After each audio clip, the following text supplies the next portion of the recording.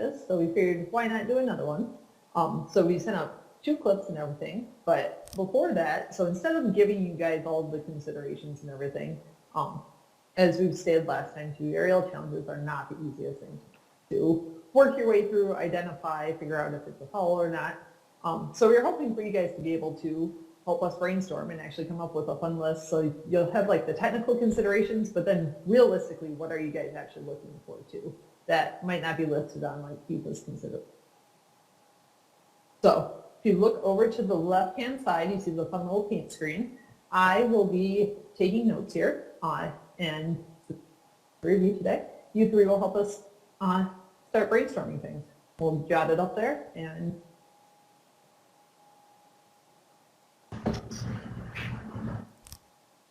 Is this where I'm supposed to jump in and lead and facilitate? it is you, yeah. Oh, Yes. okay. So this Thank is you. when I join.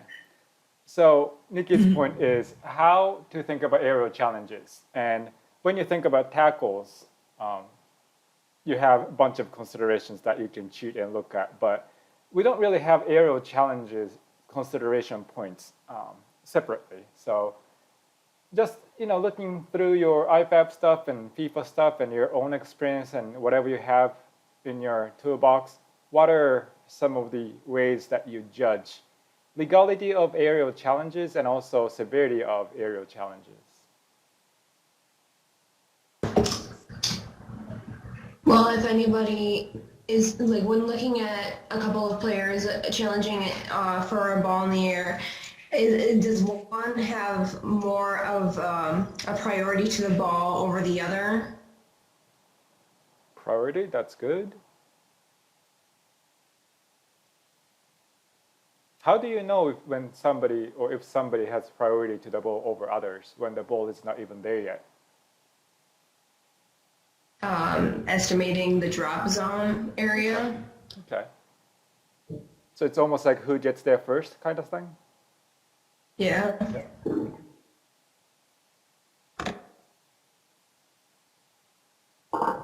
You can look where the players are looking. Okay, what they're looking at, where they're looking at. It's good.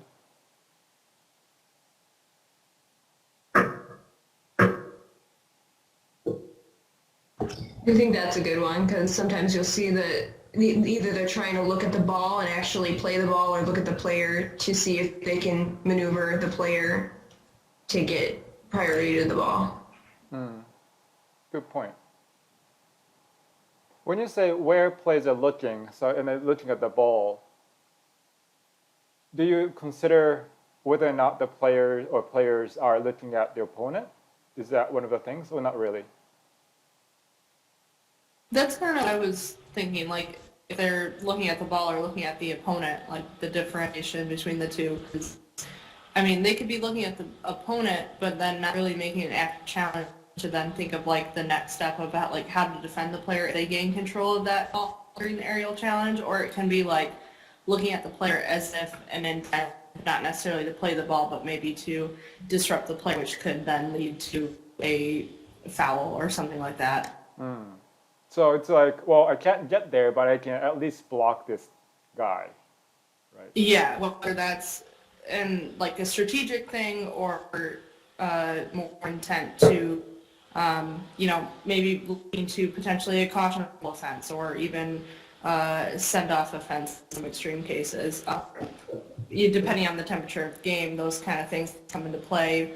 Whereas, if an opponent's going up, but then that player is looking at the opponent, but then, maybe focus on,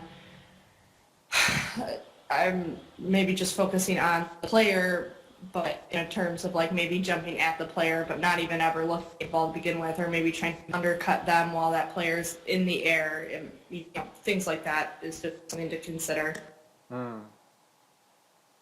That's a good point, yeah. Jumping at or undercut, that sometimes could be judged from what they're looking at, for sure. How do you know when somebody is jumping at or being undercut? It looks exactly the same, oftentimes. I think sometimes you can tell by the intensity that they come into the challenge, or direction from which they come. Okay, intensity and direction. I think direction Yeah. is a good one. Does it? I'm just asking you. I'm not. I don't have any ulterior motive to with this question. Does it matter if somebody is moving forward to get to the ball versus moving backward to get to the ball? Does that even come to your consideration, or is it irrelevant? I think it's irrelevant when you're talking about are they coming in to, like, are they moving forward into the back of the other player or moving backwards into the front of the player. I guess when they make contact, it makes even more important. Why is that? Because I think that's when illegal contact can happen. Okay. Okay.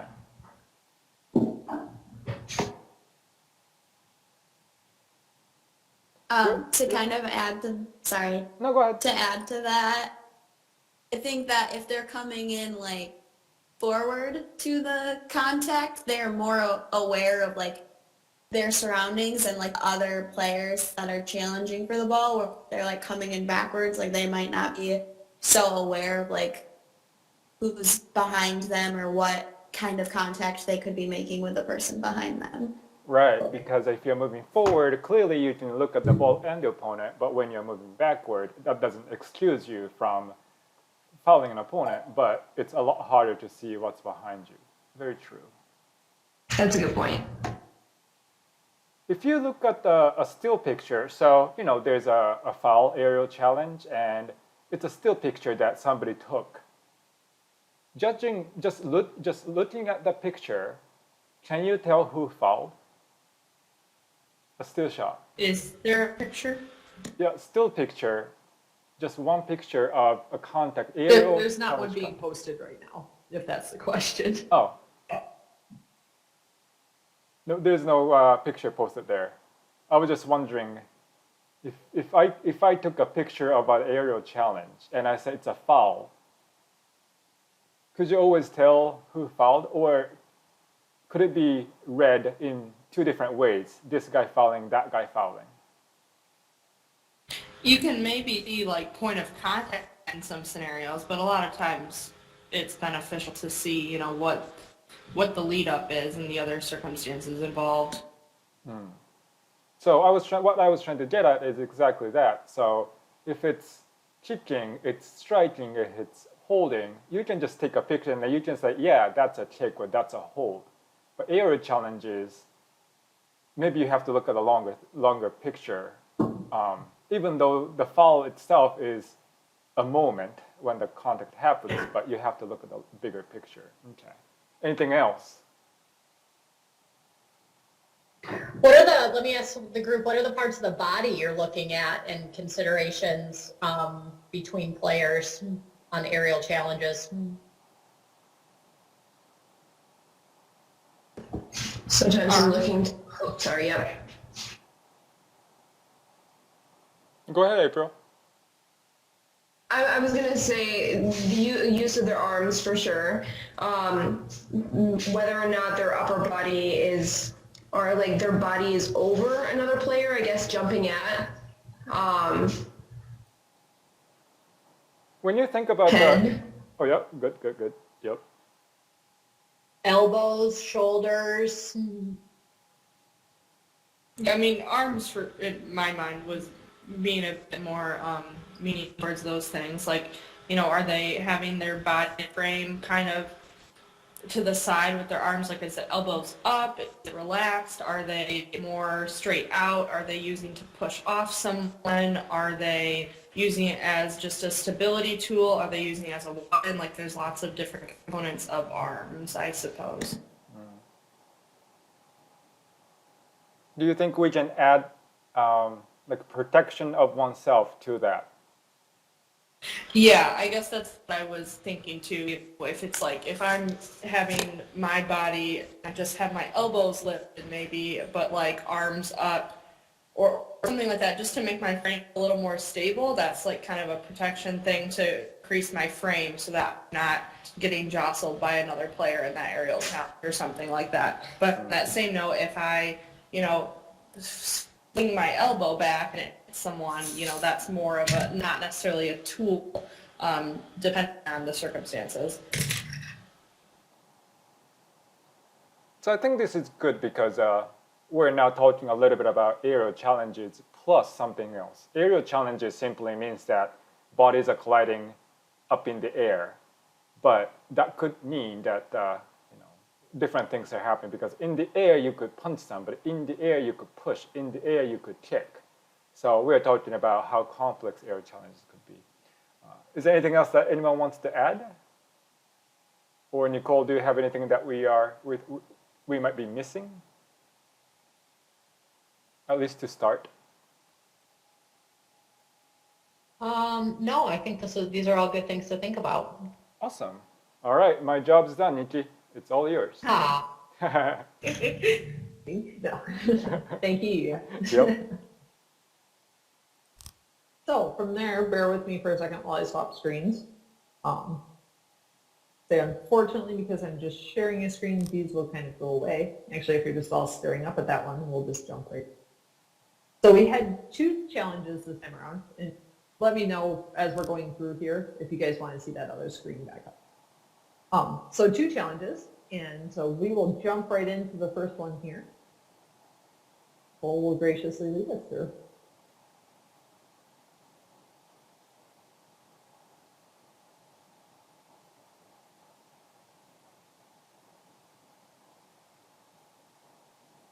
so we can pause to make sure everybody's got a chance to watch it on their own.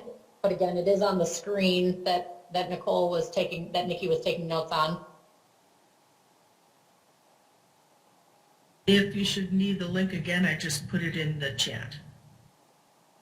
So hopefully it's choppy enough so you can't tell who the referee is. So no pressure here whatsoever. You can definitely disagree with this referee's decision. You're more than welcome to do so. But let's talk about this play. And so after you've watched it, you're the referee. We've got the team in white, who's defending the goal at the end we're in. And then we've got the team in black, who would be defending the goal that we don't see right now. So who wants to take a stab and talk through what you see here and what your decision would be? Christy, what do you think? Sorry, my computer isn't loading the video very well, and I didn't get a chance to watch it ahead of time. Can we come back to me? Yep. Okay, I watched the video. I got a chance to see it beforehand. I can talk about it. So, my initial thought was that the call that you made, the foul without a card, was good. I think that the person that had priority to the ball in the drop zone area was automatically white, but black did have a right to challenge for the ball, but the way he went about it, I think could have been a little bit better. When he decided to jump, he jumped at the player rather than straight up for the ball and led most of his body to go over the white player, in my opinion. But I also noted that, yeah, I know that's exactly what I see. I just thought it was interesting. That when this contact did happen, the white player didn't throw his hands up. The only player that seemed to react at all was one of the other teammates of the white player.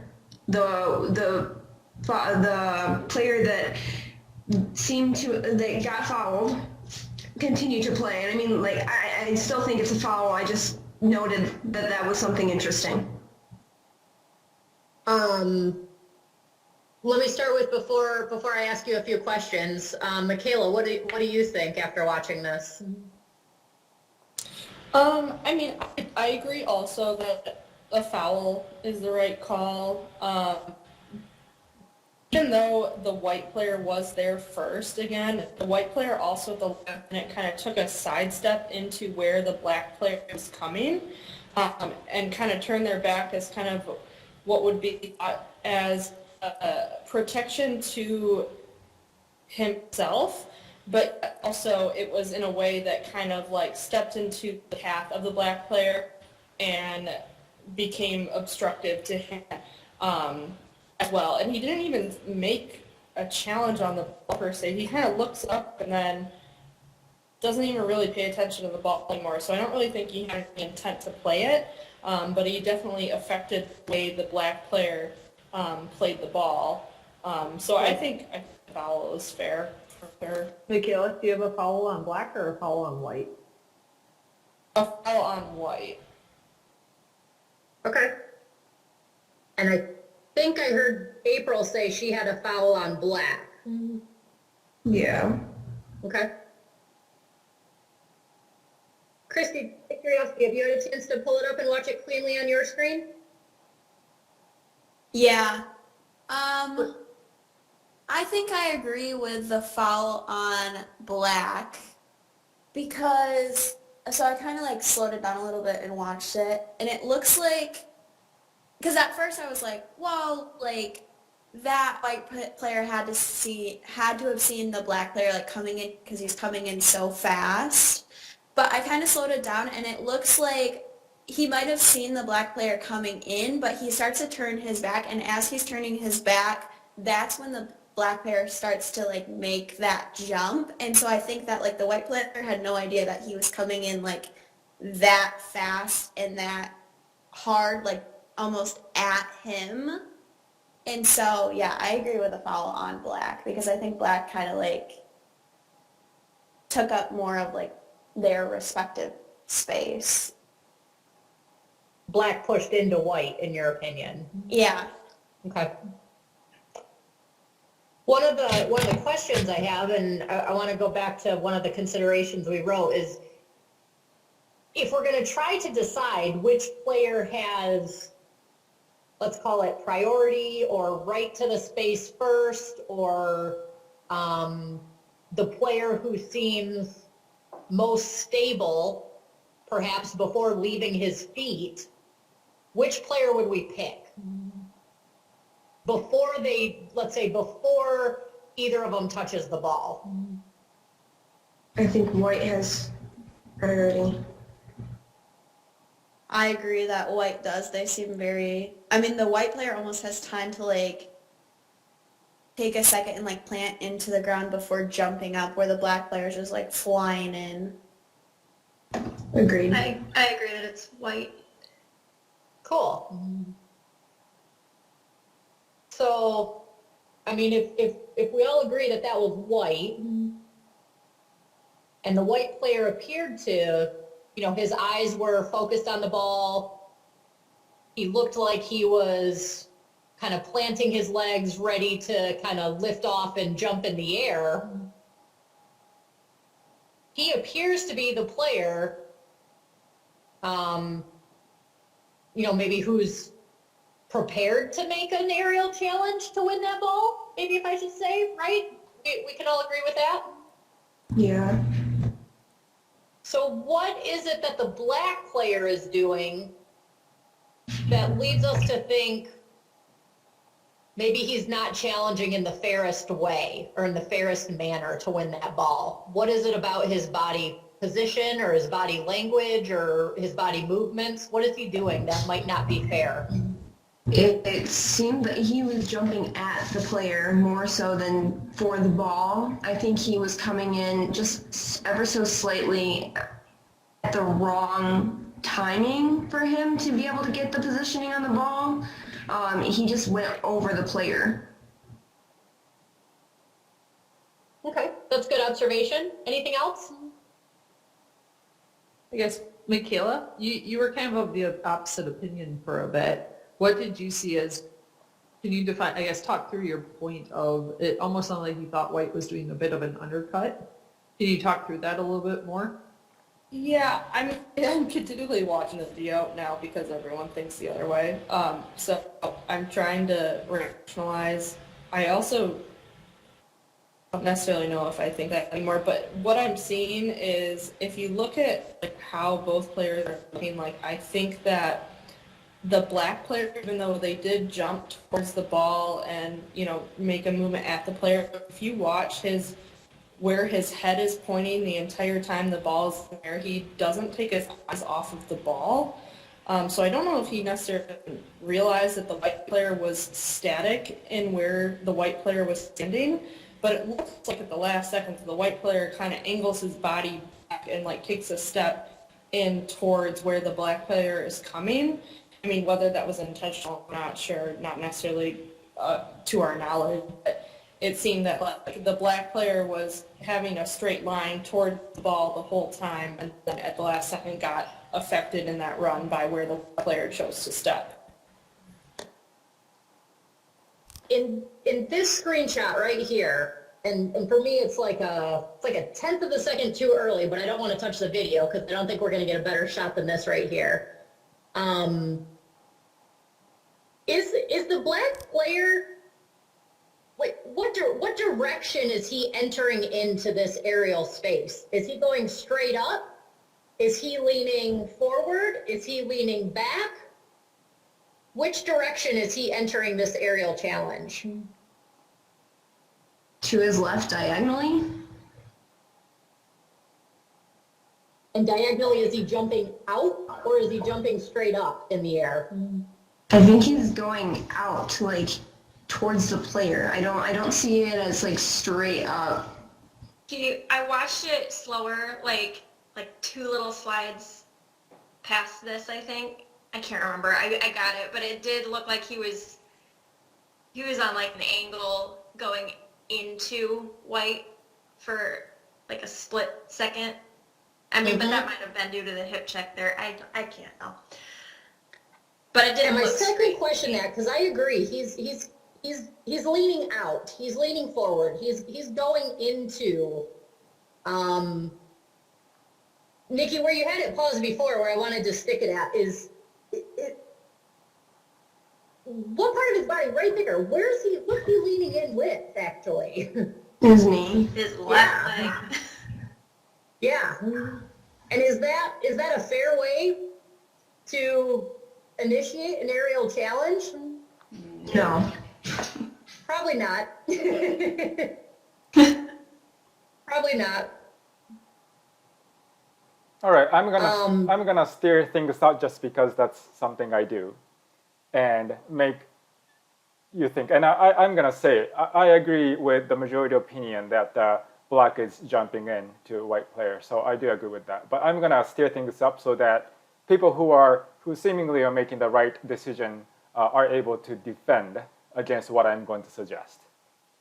So I would suggest that this is a foul by white. And this is why. The ball is coming down, and then soccer expects 2 players to jump up when the ball is in the air. So expectation is that you play in the air. White player goes against that expectation, which could be justified if the ball was landing around the 23rd, 24th yard point using the football field. Because then he could argue, I don't need to jump up because it's going to land in front of me. However, in this case, the ball comes down basically toward white player's head, and this is why the black player actually plays the ball. Jumping diagonally in itself is not an offense, and black plays the ball. And true, the black's knee gets into the white, but it is because the white refuses to play in an expected manner. As a result, he puts himself in the position of getting contact from the black player. Therefore, basically, white player is creating this situation. Black player played the ball, played the ball, white player refused to challenge, and that's how he got hit. Please defend. Well, and Yuya, what I'd add on, which I think also complicates this decision here, again, white is defending the goal that we see. Right. So white's coming out from this end of the field. So typically, maybe take the guy who stands at the 36-yard line over here near the sideline. But we would expect the black player, I think, to be on the other side of this player. But yeah, they're like in opposite positions on the field too. So I think that is partly why this is a tricky decision as well. Yes, I was just curious. Like, I totally agree with the way it was called. I totally agree with the fact that black fouled. But if somebody makes that argument, I wonder if you can defend your point that black fouled against what I just said. Okay, so I think timing is a big thing here with both players. I think that before white can jump to make the challenge, like it is expected, black does so a little quicker and in a manner that is maybe not as safe or fair. And maybe that's why we see that white doesn't make the challenge that he is, because before he can get up in the air, he has a knee in his back. Okay. Anything else you can say about any part? Caitlin and Yeah, Chrissy, you guys both had. Sorry. Caitlin and Chrissy both had that same. Curious how you guys would Yeah. defend it as well. And it's hard to from this angle. So I see that white, like, he doesn't need to make an aerial. That's why he's got the priority, because playing in the air is not, like, it's a part of soccer, but it's not like the main part, I guess. So you don't have to necessarily. Yeah, it's not, it's legal when done correctly, but primarily play is done on the ground with the ball at your feet. So that's why I give white priority. And when black jumps at that angle, he's taking a really big risk, because once you leave your feet, you're more susceptible to do something incorrectly, I guess. Yeah. And then I agree with everything April said too. So white player is moving forward, and then black player is also moving forward, but black player is basically looking up and back to catch the ball. So white player knows how black player is coming in, and then white player turns his body and then stays there. Can you argue that he knows the black player is coming in and then turns, creates makes himself into a stone and make him trip? I mean, I can understand seeing it that way as well, but maybe he does know he's coming, and that's why he does turn his back, so that he avoids worse contact, and he's trying to protect himself. Okay. I think the white player is turning his back to like shield, because, okay, so looking at the field, I'm assuming that white player is like an outside forward, winger, whatever. If he can turn his back to like shield the black player, and that ball is like coming over top of him, like that's gonna put him ahead of that black player, and like hopefully like he's getting control on it once it comes over the top of him, and he's like busted ass down the field. I think the issue is that like, yeah, when like they're both looking up when they're like shoulder to shoulder, but as he starts to turn his back, that's when the black player starts to go into the air. So I don't know that the white player is seeing that much of the black player going into the air. And I think for me, like the fact that the black player is almost leading into that contact with his knee and leg out, like that's where the foul is for me. I think that white player is playing in a way that like normal soccer player would play, but the black player like coming in with his knee and the white player having no idea, that's where I see a foul. Okay, so basically what I wanted to do is just like something that I even used to do to myself. Basically come up with as legitimate sounding contradicting opinion as possible and ask yourselves, how would I defend my own decision against it? Because it's easy to describe something and say it's a foul, but it's another to have to defend. And that practice sometimes can help you on the field when whoever that committed the foul will complain to you or the coaches complain to you. And rather than, like I heard a little bit of, he was trying to do X, he was trying to do that. But without that language, and for example, just focusing on jumping at or stationary or some of those like factual terms and language, focus on those and then try to see if you can defend yourself. And I think that's going to be a good practice to not just to improve the quality of your call, but also to eloquently describe how you got to your decision. So back to you, Nikki or Nicole. Thanks, yeah. Good job. You guys can all referee in the USL too now. Yes, is everybody okay with the way this one's turning out? Yeah, thank you guys. I am, yeah. Does what you said make sense? Yes. Definitely. Jump over to the other one. This one will be a little bit more our speed. So for those of you, they said it's glitchy on here, but you guys should each have it separately that you should be able to watch. Right, just a couple of chances here.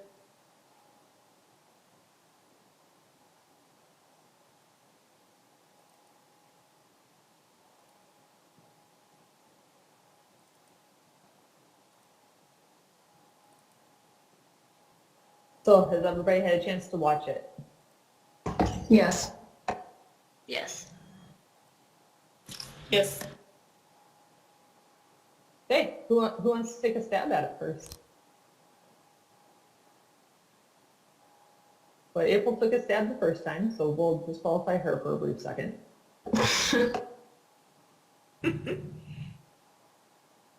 And Jenna, I saw you sneak in the back here, so we'll let you just kind of relax for a minute. So, Caitlin, Christy, or Michaela? Stab.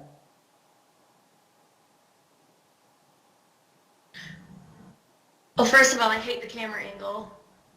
Well, you guys always ask for youth clips, and then you complain about the No, camera it's angle always, while like, you I finally have them. understand the camera angle. I totally get why it's, like, why it is where it is, but I'm like, man, I wish it could have been on the field. So the initial call was foul by Blue without a card. I definitely agree with no card. What I thought I saw was that when Blue jumped in for the challenge, I thought, and this is why the angle bothered me, I thought I saw his left arm extend out in an unnatural position and like, to create more space between him and the yellow player. That's what I thought I saw a glimpse of, and I tried to slow it down to see better. But if that's what happened, then I would definitely give the foul to Blue, or call the foul against Blue. Okay, so Caitlin has no card and a foul against Blue. Yes. That's what I Okay. Yeah, I think the blue player uses his arm as a tool to get higher, which holds the yellow player down, and that's why he's able to get the ball. I feel really weird because I don't have that I didn't come to that conclusion. I agree with Caitlin that I can't really see the best angle. I think the referee had the best angle here, but my first thing was I don't know if there's actually a foul or if the player is actually using his arm as a tool. Players were ready to go and on an attack because the foul was called on yellow. And if we would have waited just for a hot second, if there was a foul, they were in on an attack that could have been played as an advantage if there was a foul, but I wasn't confident that it was a foul.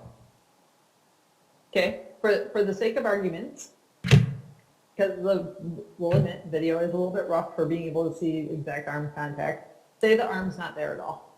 What would you guys say? No foul. No foul. No foul. What else might you be considering like Nicole's play. What level of play is this? Youth. U18, yeah. U18. Correct. What was the other thing that you were saying, April, that you saw that, but the players what? They kept playing there. This was just almost incidental contact. Yeah, I saw the same thing April did. I was looking for a foul because the whistle was blown, but I think in real time seeing that, I probably would have let it go. Like, nobody seemed upset or bothered. Everybody almost seemed surprised when the whistle was blown, but yeah. No, so I think if there was arm, then yeah, we can talk about the arm. But unfortunately, it's really hard to tell, right? So, and then we're not really crucifying this referee or anything about this. So, for the sake of argument, let's not worry about if the referee was right or wrong. We cannot see the arm, and like in my mind, arm issue, I just can't tell. So let's ignore that. And then without the arm, is the room consensus no foul, or does anyone have contradicting opinion? No foul. I'm down with that. Okay. Then let's say why is there no foul? In my opinion, I didn't think that he did extend his arm. I think his arm was just there and it touched the player. It was his arm, not his elbow, and it was, I think, maybe a shoulder, side to side, rather than him pushing into a neck. I mean, but if we're talking about the sake of argument, and for the sake of argument, that there was no arm involved, that there was no space between the players, they both jumped straight up, and again, this is in theory, if not talking about the arm. If you talk about the other components, then I say no foul. Yeah, I think they both had, priority to the space, but they weren't fighting for it. They both just agreed, like, I'm going to stand here, you're going to stand here. And then they both jumped to make an aerial challenge. Blue leans a little bit, but so does yellow, it looks like. And then, yeah. Okay, let me ask They you. say- Oh, go ahead. Go ahead, Ian. Oh, one question then. So when you look, so I think Nikki's got this moment of contact there. Is the contact happening in the direction of like goal to goal or touchline to touchline? Touchline to touchline. I would say touchline, yeah.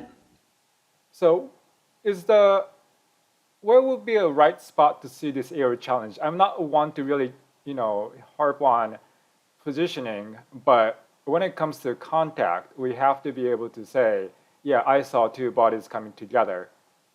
Can the referee see it? Yes, I think the referee can see it. I think he's coming in from the positioning of goal to goal, being able to see the space between the players.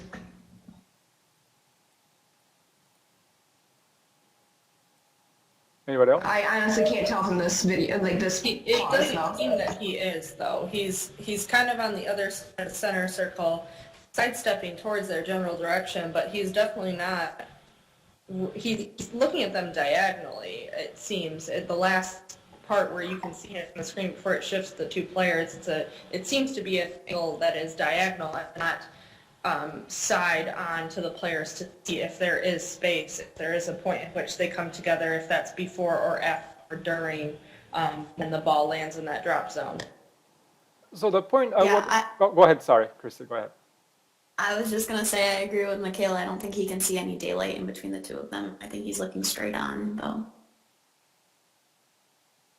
So only the referee knows what he could see with this camera angle. But one thing I wanted to mention is when two players move from far distance, then in this situation, we as referees have an opportunity to shift our focus from whatever was happening by the goal or penalty area, turn our head, move our eyeballs, and then see two bodies coming close together, and then collide. But in this situation, these two bodies were close to begin with. So most likely, by the time the referee saw these two bodies, those bodies were very close, which means that it's easy to miss something that could have happened. And I'm now talking about hypothetical. But one thing that we have to be aware of is, are the two bodies coming together from far distance, which could oftentimes mean more harsh, more severe foul, but which could also mean it's easier for us to see who fouled whom. Whereas when two bodies are close, maybe the severity is less, but it's oftentimes harder for us to know who initiated what, because by the time we saw them, they were already together. So just a piece of advice that I wanted to share. Thank you. I was trying to see if I could queue up any better though for the arm at all. So as we were talking this, as you was just saying here too, making sure that we're also being very cognizant of our position and always altering it, especially on balls like that are long balls. There's no reason to be keeping kind of the same angle if it's not up. You should be able to kind of move. Anything else people would like to say, or any other comments, items that they saw for this clip? I will say that I liked you ladies using the special aerial considerations that you came up with before we started on the whiteboard to say, yeah, this probably wasn't a foul because they both seemed to jump up. They both didn't see where was the point of contact. All those things that you used that you listed before helped you see, wonder why the ref was calling this. Remember, when we're looking at this clips, it's not were they right, were they wrong, it's what do you guys see and how are you coming to that conclusion?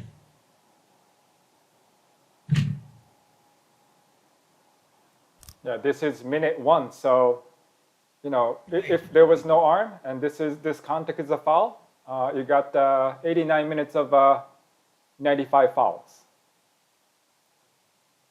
Any other questions? Hearing none right now. April, did you have something? No, I'm good. Thank you very much. Okay, this ends the formal piece of tonight's meeting, so if you guys have somewhere you would like to run off to, feel free to. Yu and I were talking about just before, we typically for these meetings come up with about 5 or 6 different clips and just grab 1 or 2 of them. And we did have one extra one that if people want to stick around and talk through it quick, we can do that. If not, though, definitely know our time is up, and thank you guys for hanging out with us for the last half hour, 45 minutes. So it was great talking to you guys. And I also want to remind y'all before you leave, I know I sent it in the team app, so I don't send things in there very often. And I sent you the email to, if you have time, I know it's 2 nights in a row, but tomorrow Yuya has a presentation on SPA, which would probably really be beneficial to all of you if you're able. Yuya, do you plan on recording that discussion? Yes, as long as I remember, I will be recording. Okay, yeah, or if he doesn't get kicked out and come back in. We all have that happen periodically. Actually, So I maybe saved that it's- recording. I found it. Oh, good, Yep. good. So if somebody wasn't able to, because maybe they work, you could contact and get it that way. Yeah, I'll put it on like MRC, Twitter, and all that stuff too. So, yep. Excellent. Okay. Thanks, ladies. The only other thing I wanted to mention is obviously there's all kinds of, these virtual training sessions are phenomenal, but please, please, please be getting outside and running or doing some strength training or something. If anybody does want to connect to do those things, I'd be happy to help and provide some resources or some ideas of where to start. But please get outside as much as you can, as much as the weather can allow for it. I'll probably message you at some point. For sure. Sounds good. And if you're close enough to one of the ladies sitting in the room, you don't go out and run with somebody else too. That always makes it a little more pleasant than trying to do it on your own. So I also want to thank Nikki and Nicole for leading this meeting tonight with the aerial challenges. That was very good. Thanks, ladies. Thank you, guys.